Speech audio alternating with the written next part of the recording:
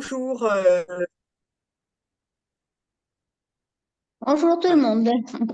voilà. Bonjour Laura, bonjour tout le Bonjour, monde. bonjour à toutes, Maria, Philomena et Angelo. Merci d'avoir accepté de participer à cette interview dont le thème est vieillir avec la thalassémie.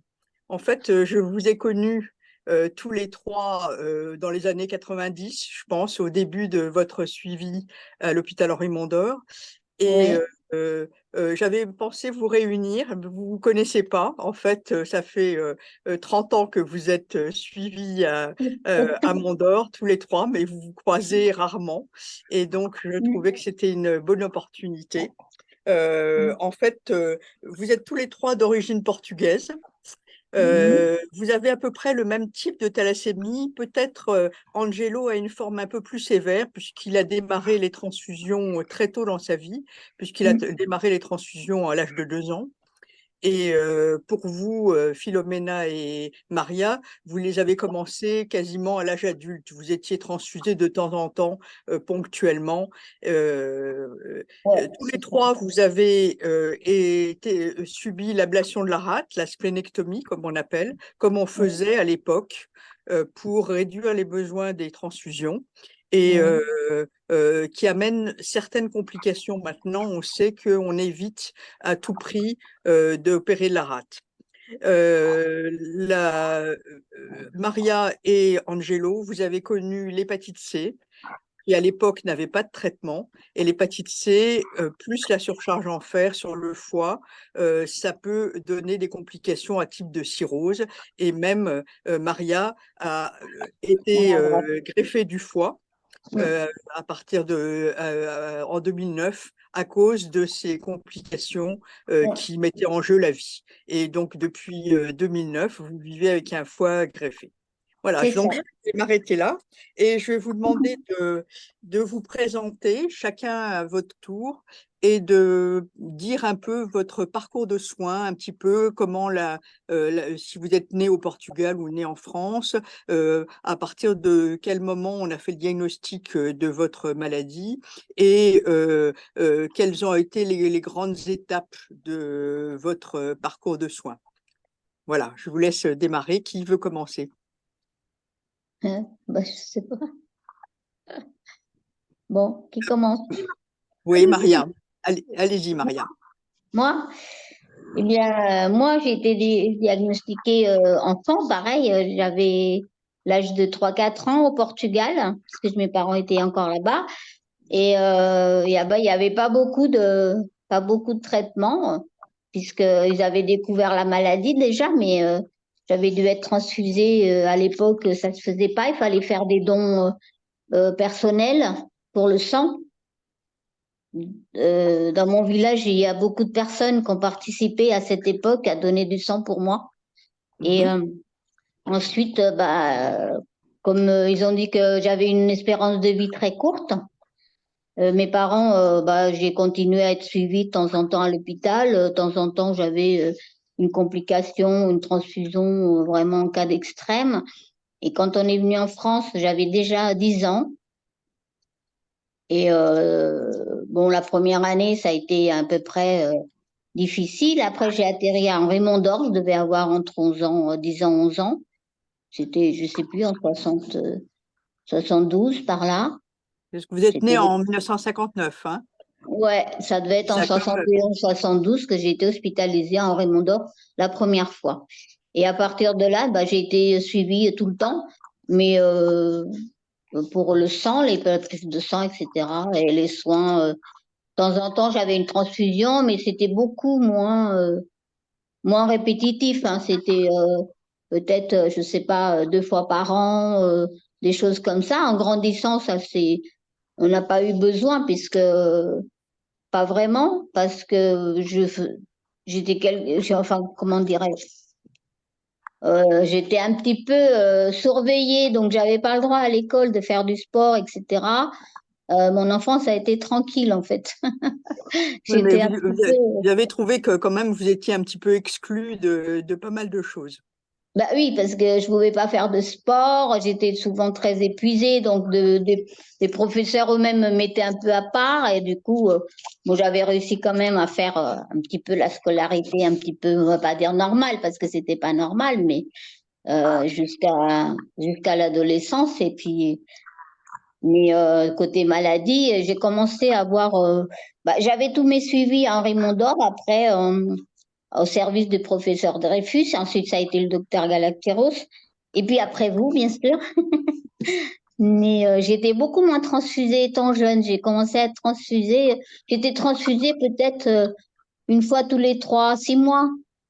Mais j'étais souvent suivie, quoi. J'avais les médicaments, le spéciafoldine. J'étais pas trop impactée par la transfusion, en fait. Oui. Mais c'est après que c'est venu en grandissant. Et puis, je me souviens que là où j'ai été le plus transfusée, ça a été pour mes grossesses, en fait. Et vous Pour avez eu mes deux grossesses. enfants, hein, c'est ça? Ouais, j'ai Vous deux avez deux. enfants. Ouais, Voilà. j'ai un garçon en 84 et ma fille en 89. Et c'est en 89 que j'ai dû certainement être contaminée par l'hépatite C, parce que j'ai eu beaucoup de transfusions pour ma fille. Et on l'a découvert en 91, 92 pour Mhm. l'hépatite C. Et c'est à D'accord. partir de là que ça a commencé à se compliquer, quoi. Et sur le plan de la formation professionnelle, vous êtes secrétaire, vous avez fait Ouais, une formation de secrétaire? ouais, j'étais secrétaire pendant plus de 20 ans et après, bah, les complications de l'hépatite C venant, j'ai dû arrêter de travailler en 2003. Mhm. Mm. Et voilà, à partir de là, bah, j'ai eu pas mal de transfusions, bien sûr. Mais Et la chélation, c'était à l'époque, c'était en fait, le. la chélation, je l'ai connue à toutes les étapes. Parce que moi, je devais avoir, je sais pas, entre 17 20 ans, j'en ai eu beaucoup, mais c'était intramusculaire à cette époque-là.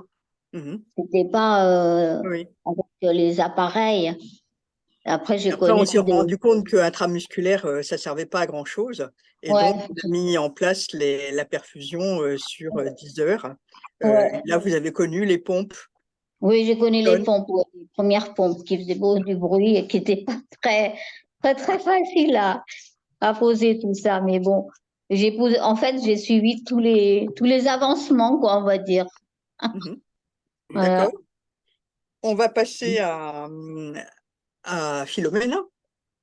D'accord. Eh ben, bon, donc moi, j'ai commencé à être malade au Portugal à l'âge de 3 4 ans à peu près, que j'étais très, très, très anémiée. Pour eux, pour les médecins du Portugal, c'était que une forte anémie. Ils n'ont jamais parlé de thalassémie. Ils me disaient tous que c'était des anémies, donc ils me soignaient pour une anémie. Et Oui.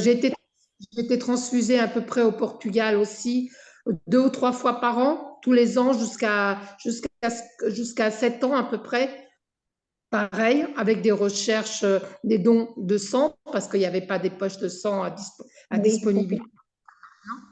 Donc, c'était mes parents qui faisaient des recherches enfin, de l'eau positif, voilà, qui c'est qui pouvait être donateur.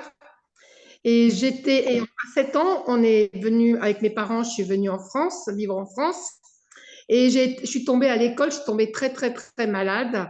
Les médecins, enfin, les maîtresses me disaient toutes, oh, tu es jaune, tu dois avoir la jaunisse. Voilà, c'était parti là-dessus, en pensant que c'était une jaunisse. À l'âge de 8 ans, on a été voir un médecin à Villiers-sur-Marne. Et c'est le premier médecin qui m'a dit, ah, c'est peut-être la thalassémie. C'est la première fois que j'entendais ce mot. Et voilà, donc j'avais 8 ans quand il m'a dirigée vers l'hôpital intercommunal de Créteil, service pédiatrique. Et là-bas, j'ai été suivie avec des transfusions de sang occasionnellement aussi. Voilà, quand j'étais vraiment avec des cris, enfin, l'hémoglobine très bas, c'était des transfusions de sang de temps en temps. Pas suivi comme maintenant, de temps en temps, voilà. Et Mm.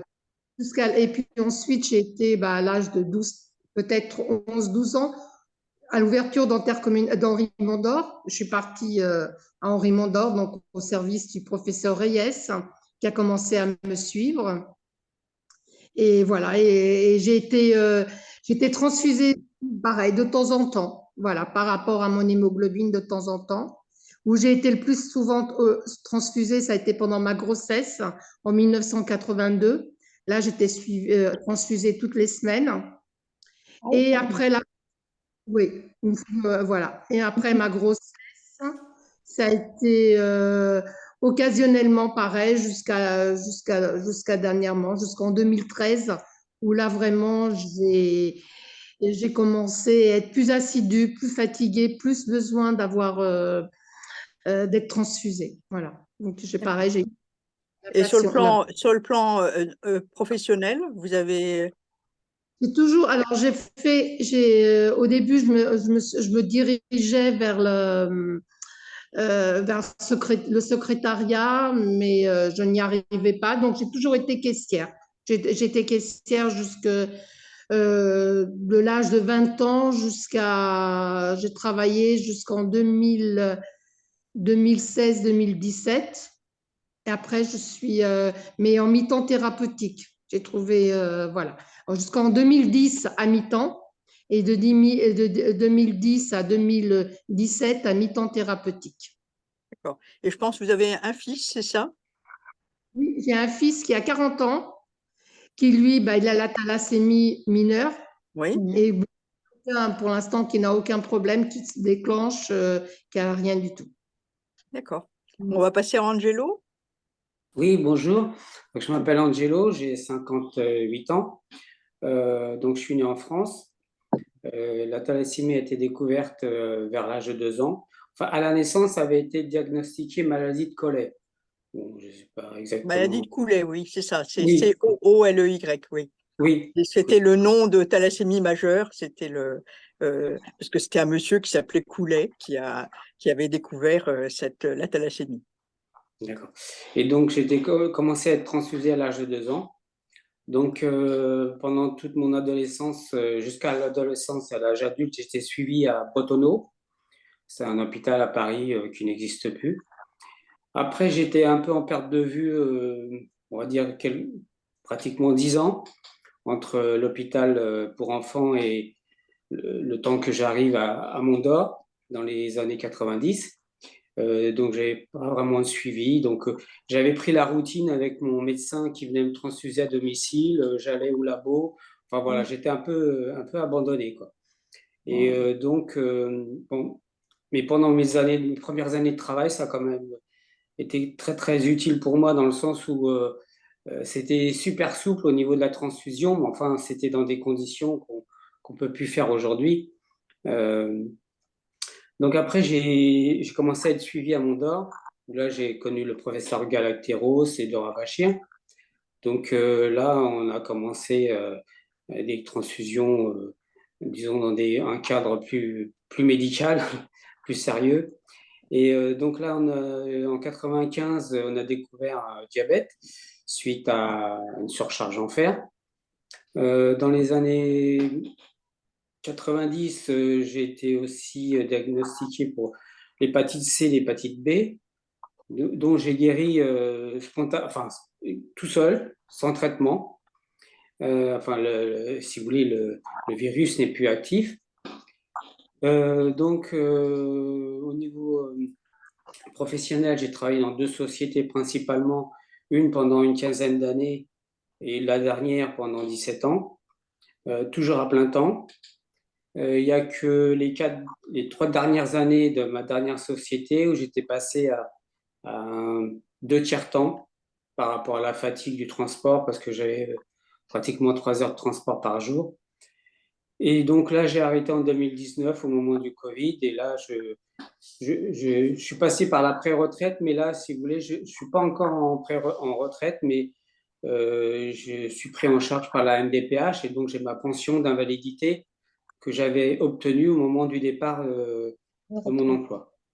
Ce qui concerne les traitements, bon, bah, j'ai connu comme Maria et Phénoménal bon, le Desferal des années 80. Donc pendant, on va dire, 20 ans, j'ai connu le Desferal. Après, j'ai pu tester l'Exjade, mais au bout de 4 ans, c'est devenu toxique. Ouais. On a essayé le Feriprox, ça n'a pas marché du tout. Au bout d'un mois, ça ne marchait pas. Trop toxique par rapport au rein. Non, oui, c'est ça, par Par rapport au rein. rapport à la moelle osseuse, oui, pour le Oui, oui, Feriprox. Et donc, l'Exjade par rapport au rein. voilà. Donc, les deux remplaçants du Desferal, bah, je ne pouvais pas l'utiliser. Donc, je suis repassé au Desferal depuis 2019. Donc là, voilà. Et niveau complications, j'ai Comment? essentiellement des douleurs articulaires et osseuses dues à l'ostéoporose. Donc, c'est essentiellement de l'arthrose. Au niveau des chevilles, épaules, les mains. Et Donc, les activités sont assez réduites. on va y venir. Donc, finalement, dans les complications, on dit toujours que lié à l'ablation de la rate, il peut y avoir des complications infectieuses. Est-ce que vous avez connu, vous tous, des complications infectieuses ou finalement, avec les vaccins et puis la vigilance vis-à-vis de la fièvre et tout ça, est-ce que vous avez été confronté à ce type de problème infectieux? Ben, moi, personnellement, pas tant que ça. J'ai eu une infection par virus B19 Mhm. qui m'avait ramené aux urgences avec 3,5 d'hémoglobine. C'est la seule infection grave que j'ai fait. Sinon, j'ai eu pendant des années une oracyline, non pas oracyline, un petit comprimé d'antibiotiques. Oui, Horaciline, oui, c'est ça, c'est Oui, c'est l'Horaciline. ça, oracyline, pendant Mhm. des années. Et après, ça a été arrêté, Mhm. je crois, par Dora, je crois que je me rappelle vaguement. On avait arrêté parce que c'était plus. Ouais, de toute façon, chez les adultes, on est moins enclin à faire ça, mais c'est vrai qu'il faut quand même les vaccins et puis la vigilance vis-à-vis quand il y a de la fièvre avec des frissons ou de la toux, des symptômes respiratoires, il faut être vigilant. Est-ce que vous avez connu, Maria et Philomena, des problèmes infectieux? Maria? Ben, moi, beaucoup. Question infection pulmonaire, je crois que j'en ai eu un paquet. Mhm. Même la dernière que j'étais mise en coma en réa. Mais j'ai eu beaucoup d'infections urinaires aussi pendant pas mal d'années et puis ça s'est calmé. D'accord. Et les Mm. infections pulmonaires, c'est aussi lié chez vous au traitement immunosuppresseur à cause de la greffe. Donc, Bah, ça vous je donne sais des pas parce troubles. que j'en avais déjà eu avant. Oui, mais c'est ça, c'est Ça s'est, effectivement, oui, ça s'est cumulé. En fait, ça s'est compliqué, oui, voilà, je pense. oui, c'est possible. Philomena, Mm. des complications infectieuses? Oui, moi j'ai fait 3 embolies pulmonaires Mm. et, et puis j'ai fait et les AVC, quoi. J'ai fait plusieurs AVC aussi. Donc, et c'est beaucoup d'infections pulmonaires, enfin beaucoup de gros rhumes qui tombent sur les poumons et Mhm. beaucoup de fatigue, d'arthrose. Moi, c'est ça que je ressens. Beaucoup de fatigue et beaucoup d'arthrose dans les mains, dans les pieds, dans les genoux. D'accord. Ouais. Il me semble que, Maria, vous avez eu des tassements des vertèbres, J'ai eu beaucoup de et donc tassements là, de c'est lié, vertèbres. lié à l'ostéoporose. Donc, Oui, effectivement, j'ai eu même des tassements de vertèbres dernièrement, cet été, même de graves, quand même assez grave parce que j'étais bloquée pendant 2 mois et le dos, ça me prenait le dos et les côtes. Et mhm. là, je crois que ça recommence un petit peu la côte du côté droit, mais bon, je crois qu'il n'y a pas grand-chose à faire parce qu'on avait fait des radios et un scanner et que c'est l'ostéoporose et que faut attendre que ça se passe. En ce qui, en ce qui concerne les thromboses, tout ce qui est embolie pulmonaire, phlébite, vous avez été confronté à ce type de complications? Moi, non, phlébite, non, j'ai pas eu ce problème. Quand j'étais plus jeune, j'avais eu des ulcères aussi vers les 20 ans. J'ai eu des ulcères aux jambes. Après, ça s'est soigné. Mais j'ai eu, en 2017, j'ai eu une paralysie faciale aussi. je sais pas si c'est dû à ça, mais Non, c'est peut-être lié périphérique à une voilà, origine virale ou des c'est choses ça. comme ça. C'était des choses comme ça. Mais sinon, j'ai pas eu. Bon, là, moi, je fais un Oui, catalogue de complications. C'est peut-être un peu stressant ce que je vous dis. Euh, voilà. oui, j'ai Et, eu je crois que, Angelo, vous avez été oui, confronté aussi aux aux sortes de ulcères. tumeurs de moelle osseuse qui se développent. Ah oui, alors, je voulais parler aussi des ulcères de jambes que j'ai eu aux chevilles. J'en ai eu depuis 2010, j'en ai eu 3 Ah aux oui, chevilles au niveau des malléoles, là. Donc ça, c'est à chaque fois, ça prend 2 c'est mois pour venu. guérir. C'est très Ah ouais. long. Ouais. Et comme complication aussi, c'est une masse érythropoïèse au niveau de pelvien qui me compresse la vessie. Donc j'ai été traité par chimiothérapie pour essayer de réduire un peu la masse. Et jusqu'à présent, bon, bah, ça va. Bon, il y a toujours des sensations un peu enfin, au niveau de la compression de la vessie qui me fait aller souvent, quoi, mais enfin, bon, ça va. C'est tolérable. Voilà, donc c'est vrai que ça, c'est des.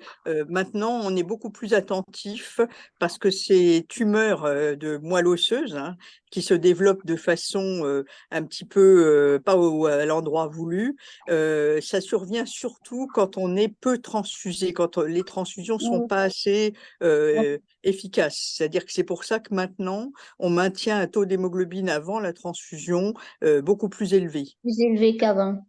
Oui, voilà. Oui. Parce Ok. qu'on sait que sinon, il y a ce risque-là de faire développer ce qu'on D'autres. appelle de l'hématopoïèse extramédullaire ectopique. Et ça peut être dangereux parce que ça peut comprimer soit les nerfs et donner des sciatiques ou d'autres compressions, ou comme l'a eu Angelo, des compressions d'organes. Ok. Alors, maintenant, je voudrais vous demander qu'est-ce qui change quand on prend de l'âge? Qu'est-ce qui change dans le parcours de soins? Est-ce que qui veut parler de ça? Je pense au rythme transfusionnel, et puis aux symptômes qui sont plus, on se sent un peu plus usé par rapport à la maladie, on sent l'usure, et donc, Maria? Bah oui, moi, c'est le plus pénible pour moi, c'est d'être fatiguée, mais aussi même quand je vais à peu près bien, je vais dire. Hein. Il y a des jours où quand même je me sens bien, il faut pas hein, Mhm. être pessimiste. Mais moi, c'est mes douleurs osseuses, mes problèmes là que je subis du dos, etc. Et ne pas pouvoir trop marcher non plus, quoi. Donc, Ça, la fatigue et la fatigue, l'essoufflement. être obligé de demander de l'aide aux enfants pour ça et telle chose, parce que, en fait, du coup, maintenant, je fais très attention de pas porter de choses lourdes, etc. Là, maintenant, je suis la mémère avant l'âge, quoi. Oui. Et alors, comment ça se passe? Ils sont pris par Donc, leur préoccupation, ça va? Ils sont quand même attentifs? oui, oui, non, mais j'ai ma fille qui est très près de moi et qui est très attentive. Bon, le grand, c'est un garçon, donc c'est un peu différent. Il veut pas trop voir que maman elle va mal, donc il essaye de pas. Mais eux, ils sont là, ils sont présents. Hein. Parce que vous vivez seul, je crois que vous avez perdu votre mari. Maintenant, je vis seule, oui. Maintenant, mon mari est décédé il y a 5 ans et maintenant, j'ai réemménagé dans un petit appartement plus petit parce qu'avant, j'étais en pavillon. Et cet été, justement, j'ai déménagé en juillet. Mhm. Et cette année était un petit peu bousculée, hein, on va dire. Il y a eu D'accord. beaucoup de choses à traiter. Mais c'est vrai que moi, c'est pas pouvoir euh, bouger comme je veux ou aller sans pouvoir, sans demander de l'aide, quoi. Je fais très attention, en fait. Mhm. Philomena, vous êtes aussi impactée par le. Ouais, moi, je me sens usée. Mon corps est fatigué. Voilà, je me lève le matin, je suis fatiguée. J'ai Mm. une usure dans le corps permanente. J'ai des douleurs tout le temps, tout le temps, tout le Bizarre. temps. Ouais. Et maintenant, depuis 3 mois déjà, mon fils s'est marié au mois de juillet et depuis le mois d'août, oui, août, septembre, octobre, j'ai des difficultés à marcher. Je n'arrive pas à marcher correctement. On est en train de faire des scanners, des IRM et tout ça, et ils ne trouvent rien du tout. Là, j'ai à nouveau, la semaine prochaine, j'ai à nouveau un IRM à passer et on ne voit pas d'où ça vient cette paralysie. Donc, ils disent que ça peut venir de la thalassémie, mais voilà, je ne peux pas marcher correctement. Je ne peux plus rien faire, je ne peux plus me lever correctement, je ne peux plus porter, porter des poids et tout ça. Ça, je ne pouvais pas le faire déjà avant. Mais là, c'est mon souci maintenant, c'est marcher. Je ne peux pas marcher, je peux faire 10 mètres et avec une béquille. Mhm. Ah Et oui, c'est compliqué. ça m'angoisse énormément. D'accord. Et Angelo? Ben, moi, si vous voulez, depuis quelques mois, on va peut-être dire un an ou deux, j'ai l'impression qu'il y a moins de bénéfices de la transfusion. Je le vois moins, c'est moins flagrant. Euh, et là, ce qui prend le pas, c'est les douleurs, les douleurs de cheville. J'ai fait des infiltrations, mais il y a un problème avec le diabète, c'est que ça me dérègle trop le diabète. Alors, c'est vrai que pendant 2, 3 mois, j'en vois le bénéfice, mais après, c'est trop compliqué. Donc, aujourd'hui, c'est surtout les douleurs qui prennent le dessus par rapport à la fatigue. Si vous voulez, la fatigue, ça va, puisque je fais les choses en fonction aussi de ma fatigue, et il y a des choses que je fais la première semaine, que je fais pas au bout de 3 ou 4 semaines. J'essaye de m'organiser. C'est Mais ça. sinon, aujourd'hui, principalement, je mets plus de 5 minutes pour m'habiller le matin. Enfin, le matin, j'ai l'impression d'être passé dans une machine à laver, quoi. J'ai mal partout sans avoir vraiment fait quoi que ce soit, hein, rien de spécial. Alors, si je me blesse, par exemple, si j'ai porté quelque chose de lourd, c'est 2, 3 jours après que j'ai mal. C'est pas une Ah, après-midi, hein. C'est 2, 3 jours. Et la On ressent, sensation, on oui. ressent cette énorme dès le matin, dès le réveil. Oui, oui, oui. Mais tous les matins, j'ai l'impression d'avoir fait un foot pendant 2 heures la veille, quoi. J'ai mal partout. Et donc après, dans la journée, bon, ça s'estompe un peu, mais c'est plus, aujourd'hui, pour moi, c'est plus ça le gros problème que la fatigue que j'arrive à gérer, et bon, on a en commun, hein, c'est de savoir gérer sa fatigue depuis des années. ouais, Donc on c'est ça. sait ce qu'on peut faire, ce qu'on peut pas faire, et on sait s'organiser à ce niveau-là. Mais les douleurs, on peut pas s'organiser. Elles sont là en permanence. Les Oui. antidouleurs, c'est pas très efficace, c'est pas longtemps, et puis parfois ça a tendance à nous On est perturber un peu la tête. Donc, quand je prends un antidouleur, c'est vraiment que ça va pas et que je dis, bon, là, je ouais. prends. Que c'est Mais insupportable. Quand c'est oui, insupportable, oui, là, il faut prendre des antidouleurs. Mais effectivement, vous remarquez tous qu'il faut essayer de bouger un petit peu. Et c'est pas Ouais. toujours facile. On l'entend que Philomena, c'est compliqué un petit peu.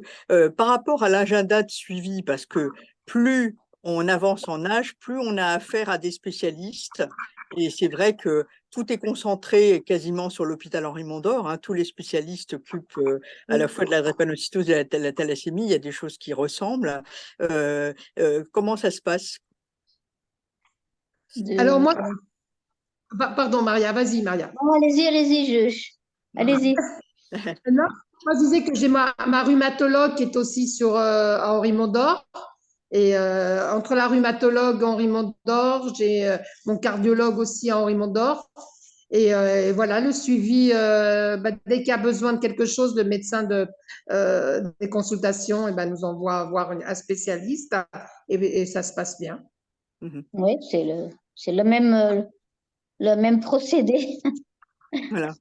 C'est pour Avec ça un que suivi avec les pathologues, les pathologues, Maria à cause de la greffe de foie et ouais, avec Angelo aussi. oui. diabéto, pour les reins aussi en ce moment, depuis quelque temps. Mais tout est en Raymond d'or en fait. Mhm. Et Oui, Maria, vous êtes également. diabétique aussi, mais vous n'avez pas besoin d'insuline. Mais non, parce que moi, c'est dû à la greffe, c'est un peu particulier. Elle m'a dit, les pathologues, c'est pas tout à fait.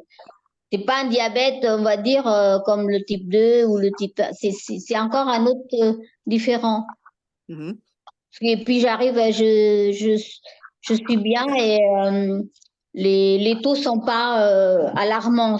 J'arrive bien À à- gérer. ouais. D'accord. à gérer le diabète avec des comprimés et pas besoin d'insuline. Il y a eu J'ai besoin eu d'insuline. j'ai eu l'insuline au début de la greffe pendant 2, 3 ans.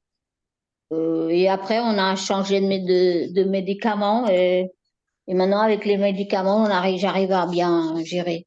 Mhm. Parce que c'est vrai que c'est la surcharge en fer qui impacte le pancréas et c'est effectivement ce qui s'est produit chez Angelo avec besoin d'insuline et où là c'était irréversible Oui, lié à une chélation insuffisante au moment de l'adolescence et plus tard. Et oui, chez vous, Maria, c'était plutôt lié à la cortisone au moment de la greffe avec la oui. nécessité Moi, c'est de ce après la greffe traitement-là. que c'est Oui. arrivé. Oui. C'est après Oui. la greffe.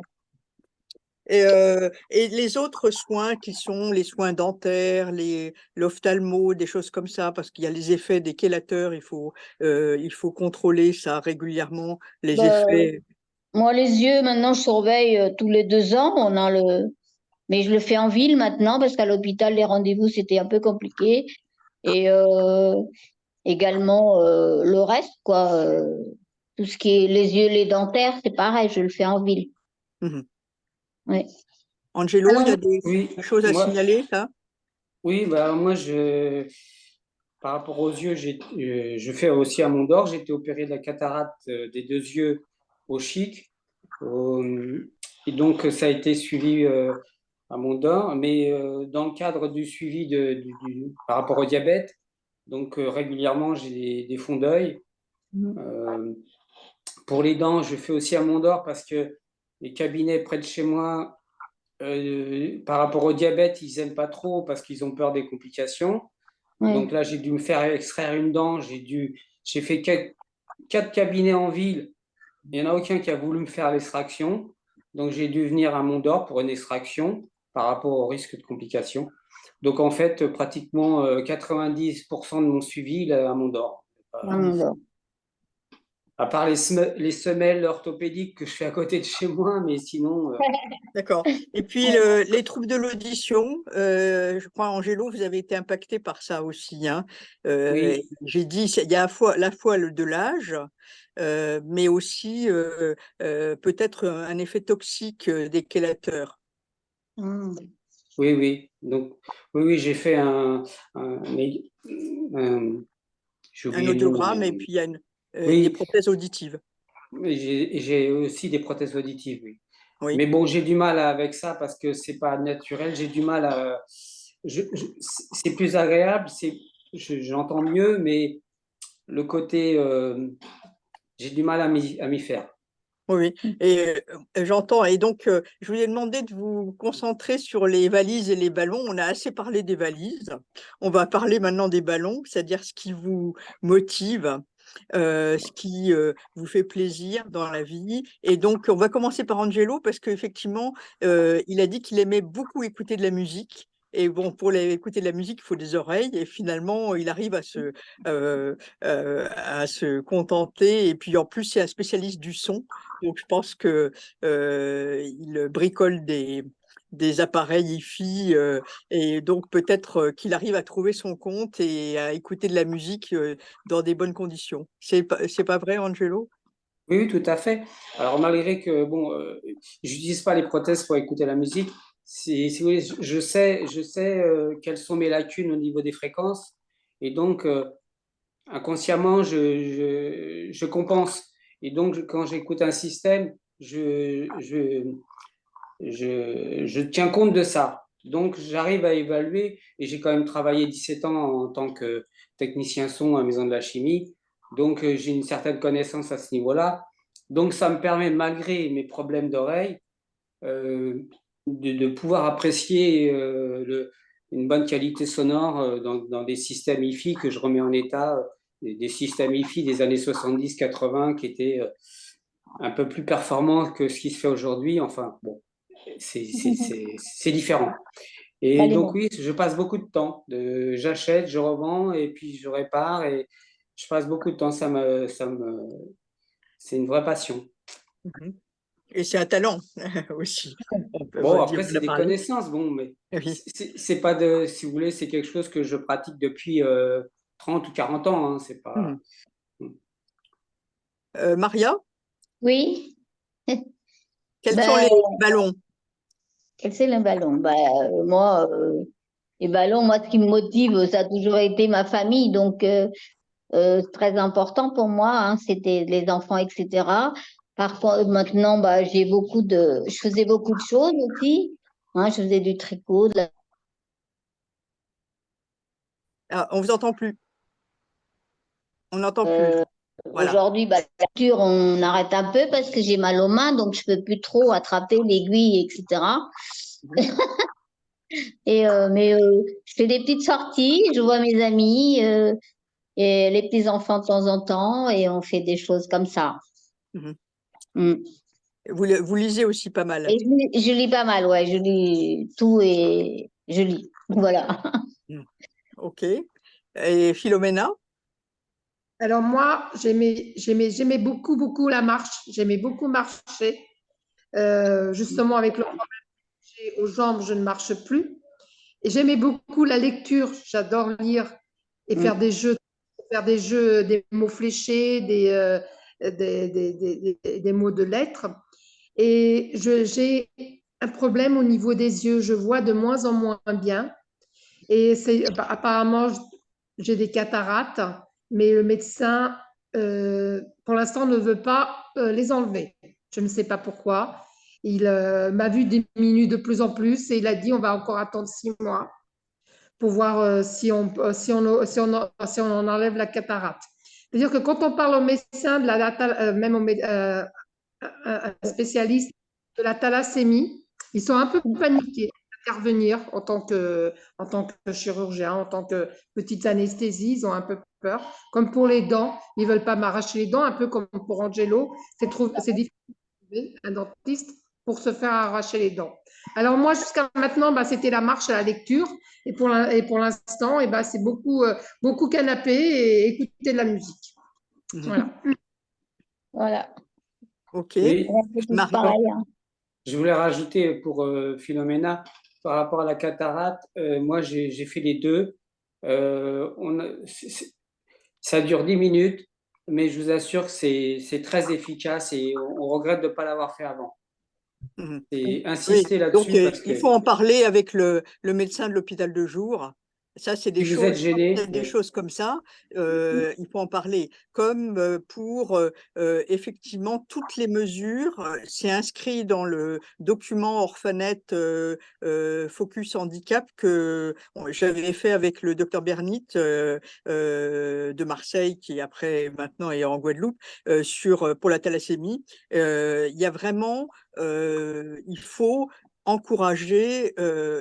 encourager à demander les choses qui vous font du bien et qui sont prises en charge. Il n'y a pas de raison. La balnéo, on en a parlé, la Oui. balnéothérapie, ça peut être utile pour vous par rapport aux douleurs articulaires. Philomena, elle a dit que quand elle était au Portugal, elle bénéficiait de la piscine chauffée et que ça lui faisait énormément de bien. Donc là, c'est vrai que en période d'hiver humide, là, les articulations font encore plus mal, c'est plus compliqué de bouger.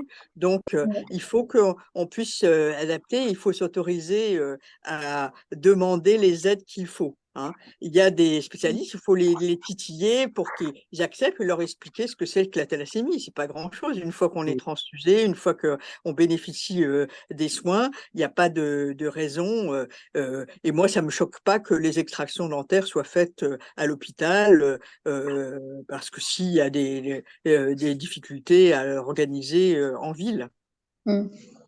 Voilà. Comme, moi- Comme je suis sous anticoagulant, dès qu'on va voir un dentiste, ah, vous êtes sous anticoagulant? Ah non, je ne touche pas à vos dents. C'est Oui. ça. Oui. Ben donc, il y a des protocoles qui sont tout à fait au point à l'hôpital Ouais. pour faire un relais entre les anticoagulants oraux et les anticoagulants par voie injectable. Donc ça, c'est quelque chose de très simple à faire et ils ont l'habitude, les dentistes, et ils ont même des systèmes de gouttières, de compression pour éviter les hémorragies. Donc c'est vraiment des choses importantes. Je crois qu'on a fait quand même, on a dit pas mal de choses. Qu'est-ce que vous auriez, vous, à, à transmettre comme message, chacun votre tour, pour les jeunes qui ont la thalassémie. Vous savez que en France, il y a 800 patients dans le registre avec la thalassémie. 2 tiers sont dépendants des transfusions. Et chaque année, il y a 10 naissances d'enfants thalassémiques. Souvent, les parents ne savaient pas qu'ils étaient à risque d'avoir un enfant thalassémique, puisque ça vient des 2 parents. Et on a à peu près 15 nouveaux patients, généralement des étudiants qui viennent ou des migrants. Avec la thalassémie en France, c'est vraiment des origines très différentes.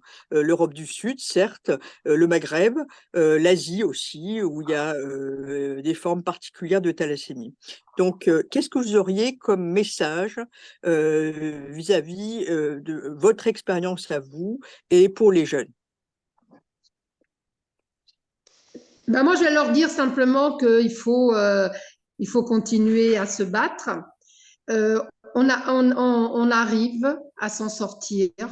Quand on est jeune, il faut continuer à vivre, essayer de continuer à vivre normalement. Et que la médecine évolue énormément, est toujours en train de faire du progrès et qu'ils vont s'en sortir. Maria? Bah, je crois que Philomena a dit tout ce qu'il fallait là, je crois. Oui, voilà. Avec la chélation, hein, c'est vraiment important. C'est Oui. vrai que on voit bien Angelo, à un moment donné, pendant 10 ans, il a été hors course, perdu de vue. C'est vrai qu'il bénéficiait des transfusions à domicile, mais là, Ouais, quand il est arrivé, il avait déjà la surcharge en fer très avancée, très et donc avancé. il a créé des dégâts. Le diabète, c'est quelque chose, il dit toujours, hein, puisqu'il a été diabétique très tôt. Et après, c'est irréversible. Donc, si on veut éviter ces complications-là, c'est vraiment important. Bon, maintenant, il n'y a pas il y a plus l'hépatite C, mais l'hépatite C, ça a créé des dégâts Ouais, chez beaucoup énorme. de patients avec la thalassémie qui étaient transfusés. Donc, heureusement, puis maintenant, il y a des traitements tout à fait efficaces. Mais c'est vrai que des pays dans le monde où il n'y a pas accès aux transfusions sécurisées par rapport aux hépatites, et il faut évidemment transfuser, il faut évidemment vacciner contre l'hépatite B. Ça, c'est important parce que ça reste un risque, pas en France, mais dans les pays où les ressources sanitaires sont moindres. Bah, écoutez, je vous remercie Oui, beaucoup. Est-ce que vous avez… Oui, j'ai Angelo? pas parlé de ce que je souhaite aux jeunes, c'est de dire, oui, le plus important, je crois que c'est la chélation. Ça, si la chélation est bien faite, on peut avoir une vie normale pendant des nombreuses années. Les complications, elles arrivent à partir de 40, 50 et puis au-delà. Mais on peut très bien vivre pendant quand même pas mal d'années en bonne santé. Malgré la fatigue, c'est pas le pire. Mais si la chélation est bien faite et qu'on accepte les examens de contrôle réguliers qui permettent justement de détecter s'il y a des complications qui se présentent et les prendre en charge le plus tôt possible, on peut avoir une vie j'ai une vie tout à fait normale. Voilà. Bon, le diabète, ça a gâché la fête, mais bon, c'est quand même le diabète, il y a des jours, enfin même c'est pas des jours, c'est même pratiquement tout le temps, ça prend le dessus par rapport à la thalassémie. C'est pour vous dire que à quel point le diabète, c'est quand même quelque chose Oui, de parce que là, compliqué à c'est vrai que gérer. l'alimentation est impactée par ça. J'ai oublié de vous demander, vous faites la cuisine, là, tous les trois? Vous aimez bien faire la cuisine? Non, Oui. Angelo, non. non, parce que Je pour moi, c'est pratiquement des fois une, Corvée? Une une corvée. corvée. Non, c'est pas la corvée, c'est manger, c'est presque une punition des fois. Et Ah, j'ai perdu le le goût. côté festif. Je mange parce que des fois, il faut que je mange. Et ça enlève une relation différente par rapport à la nourriture, quoi. C'est compliqué la nourriture. Et bon, j'arrive À quand même cause du à faire. diabète ou pas forcément à cause du diabète? Si, justement, à cause du diabète. Oui, oui, oui, c'est ça. Parce que quand je suis fatigué, justement, j'ai tendance à manger plus. Bah, des fois, Oui, c'est compliqué. c'est pas très compatible avec le diabète. Surtout que quand j'ai faim et que je suis fatigué, c'est pas forcément la meilleure chose que je vais manger. Donc, c'est compliqué. Et ça perd le côté plaisir, si vous voulez. C'est que par moment, quand je suis en hypo, il faut que je mange quelque chose, mais ça va pas être par plaisir. Donc, voilà, c'est pour ça que le diabète, c'est vraiment la chose qui… Le diabète m'a fait perdre toute inconscience. C'est-à-dire de dire, vous êtes invité, il faut faire attention. Vous allez quelque part, il faut faire attention. Enfin, c'est pénible, quoi. C'est… Oui, une perte d'insouciance. Je crois que ça, c'est vraiment important aussi. On Le est tout le temps dans le message, calcul. quand on vieillit, on perd son insouciance, hein. Angelo, vous m'avez dit que maintenant, vous avez une IRM tous les 3 mois parce que vous avez eu un cancer du foie qui a été dépisté au tout début, qui a Oui. été traité par radiofréquence. Et il y a une IRM tous les 3 mois et vous appréhendez ça quand vous venez faire l'IRM. Bah oui.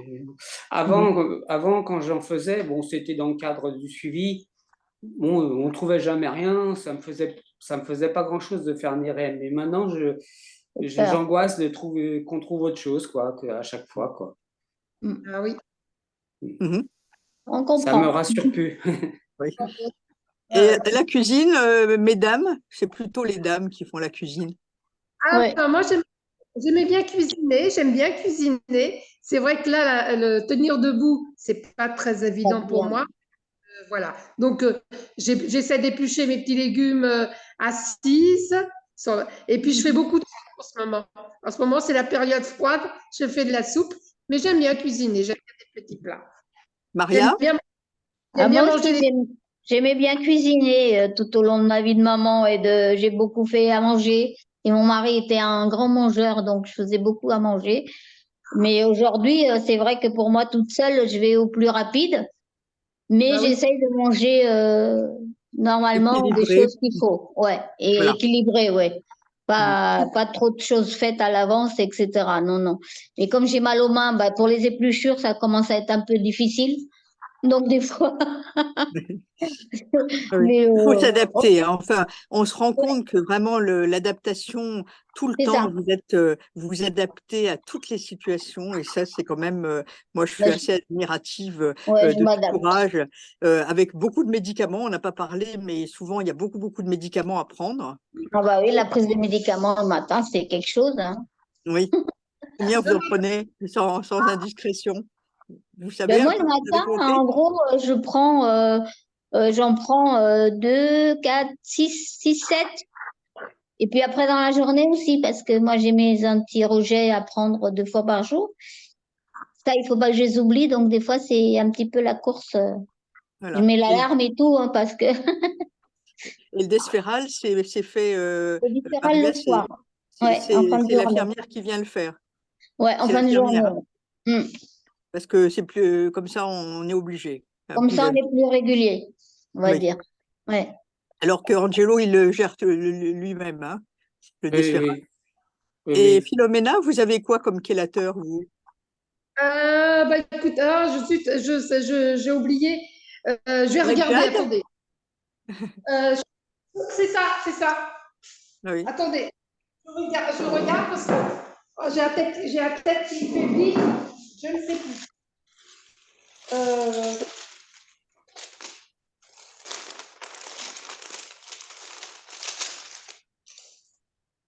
du desphériprone. Ah, Défériprone, c'est le Feriprox, oui, c'est Ouais, c'est le ça. Et ferriprone. donc, ça, vous le prenez à l'hôpital. Non, Ouais. non, ça c'est des comprimés, je les prends à la maison. Oui, mais Oui, mais c'est fait à la pharmacie de de l'hôpital. l'hôpital. Exactement, je vais à la pharmacie de l'hôpital. C'est ça. Voilà, Et parce c'est que c'est pas disponible en ville. Hmm. voilà. Et pour l'instant, j'en prends. Bah, le matin, je suis à 9 comprimés le matin. Et puis le soir, 1, 2, 3, 4, 5, 6. 6 comprimés. J'ai le Diffuca aussi, tous les jours. Bon, voilà. Et puis pour le cœur, je prends 3 comprimés pour le cœur. Mhm. Et pour les reins. Voilà, on se rend compte vraiment que le suivi, il est multidisciplinaire avec beaucoup de spécialistes, beaucoup de médicaments, C'est ça. mais finalement, grâce à ça, la vie est un petit peu compliqué avec l'âge qui vient, mais bon, moi je vais chercher effectivement les solutions par rapport à tout ce qui est ergothérapie, physiothérapie et voir les possibilités. Et puis il faut informer les médecins et les soignants qui sont dans ces centres de balnéothérapie que c'est vraiment indispensable pour vous. D'accord? Voilà, Ouais. vous voyagez quand même, vous allez au Portugal régulièrement, les trois? Bah, moi, j'ai pas mal voyagé enfin, on va dire les 15 dernières années, enfin Oui, précédemment, depuis 2000, de 2000 à 2015, on a pas mal voyagé. On se faisait avec mon mari un voyage tous les 2 ans, en gros, avec les facilités de son travail. Et sinon, au Portugal, oui, en général, j'y vais tous les étés. Maintenant, j'essaie d'y aller un peu plus parce que j'ai une maison là-bas et que j'y vais de temps en temps, une semaine, par-ci, par-là, dès que je peux mhm, me sauver en dehors des rendez-vous et et des oui, médicaments. Mais ça fait que je suis obligée d'arrêter le Desferal, quoi. Chaque fois que j'y vais, oui, mais c'est des vacances agréables. Voilà, Vous voilà, êtes, justement. Si c'est on ça. sait que Mm. on peut avoir ces vacances-là, c'est important parce qu'on peut pas emmener tout le matériel Ben au non. Portugal. Ben, Philomena, vous allez régulièrement au Portugal? ouais, moi j'y vais à peu près tous les 2 mois. Je viens passer une semaine à peu près tous les 2 mois. Par rapport oui. au rendez-vous que j'ai au rendez-vous et à l'hôpital de jour, j'essaie de caser à peu près une petite semaine de temps en temps. Tous les 2 mois à peu près, on prend avec mon mari. Angelo? C'est Moi, ça. j'y vais à peu près une fois par an vers le mois d'avril. Parce que, bon, comme je ne sais pas de quelle région sont Maria et Philomena, moi je suis du sud, l'Algarve. Ah Et oui, juillet et août, il fait trop chaud c'est trop et chaud. il y a trop de monde. Alors, moi, je suis du nord. Moi, je suis du côté entre Coimbra et Aveiro. C'est un peu plus au nord. D'accord. Et Philomena? Moi, j'ai toujours vécu, enfin, mes parents étaient de Figueira da Foz. Hmm. Et moi, je vis dans l'Algarve depuis 3 ans. Enfin, on est dans l'Algarve depuis 3 ans. On Ouais, est, c'est vrai que l'été fait trop chaud là-bas. Oui. Moi, je suis à Almancy, à côté de Quarteras, si Philomena connaît. moi, je suis entre Albufeira et São Bartolomeu de Hmm. Messines. Et voilà, Mhm. je suis dans un petit village par là. Ouais. Voilà. Oui, ma nièce est à Albufeira, à Algauge. Ah oui, Algos, oui. Oui, oui. Je suis pas loin d'Algos. Oui. Je suis à 5 minutes en voiture d'Algos. Voilà. Bah, en tout cas, vous êtes rencontrés en Zoom. Je vous remercie beaucoup, hein, tous les trois. On sent que dès qu'on parle du Portugal, là, les langues se délient Dès qu'on et ça parle. vous donne, le soleil arrive. C'est ça, Euh, un petit peu. voilà. Mais Ouais. bon, Bah, merci je beaucoup. sais Je pas vous si vous souhaite êtes comme moi je de... supporte de moins en moins les grosses chaleurs, hein. Oui. Oui, oui, moi aussi. Pour Ah ça, j'y oui. vais en avril. En avril, il Ah fait oui. très beau et c'est agréable. Il y a moins de monde. Ouais, c'est ça. Eh ben, Euh, quand vous irez au Portugal, vous me tenez au courant et on se fera peut-être une petite réunion à trois au Voilà, Portugal. c'est bien. Voilà. très bien. Bah, écoutez, en tout cas, merci beaucoup. Je vous souhaite de très belles fêtes de fin d'année. Merci beaucoup. Merci. Merci. Je C'est vous vous également. montrerai évidemment ce qui a été écrit